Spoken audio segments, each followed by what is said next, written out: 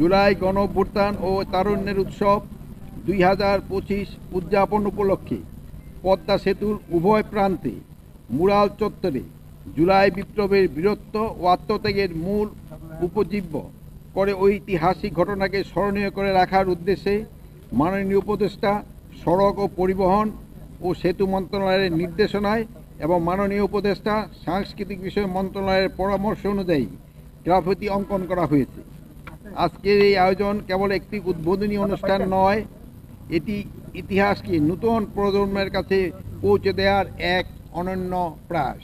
জুলাই বীরত্ব ও জুলাই আত্মত্যাগ নামের গ্রাফিতি আমাদের মনে করিয়ে দেবে স্বাধীনতা ও গণতন্ত্রের জন্য তরুণ সমাজ কীভাবে আত্মত্যাগের নজির স্থাপন করেছিল।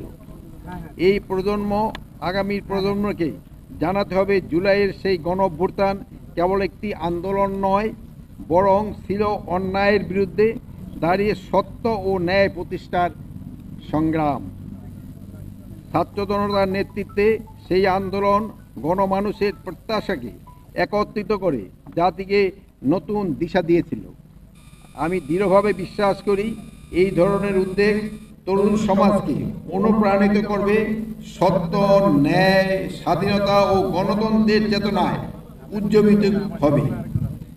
আমাদের দায়িত্ব হবে তাদের এই ত্যাগের শ্রদ্ধার সাথে স্মরণ করা এবং একই সাথে দেশকে এগিয়ে নেওয়ার জন্য তাদের আদর্শকে ধারণ করা। জুলাই বীরত্ব, জুলাই আত্মত্যাগের গ্রাফিতি বাস্তবায়নের জন্য মাননীয় উপদেষ্টা সড়ক পরিবহন সেতু মন্ত্রণালয়ের মাননীয় উপদেষ্টা সাংস্কৃতিক মঞ্চ সেতু বিভাগ, বাংলাদেশ সেতু কর্তৃপক্ষ, গ্রাফিতি অঙ্কের শিল্পীদের প্রতি আন্তরিক কৃতজ্ঞতা জানাই। তাদের সম্মিলিত প্রচেষ্টা নির্মিত এই শিল্পকর্ম আমাদের ইতিহাসে অমূল্য সাক্ষী হয়ে থাকবে। একই সাথে এই আয়োজন সফল করতে যারা প্রত্যক্ষ এবং পরোক্ষভাবে সম্পৃক্ত ছিল তাদের প্রতি জানাই গভীর ধন্যবাদ ও শ্রদ্ধা।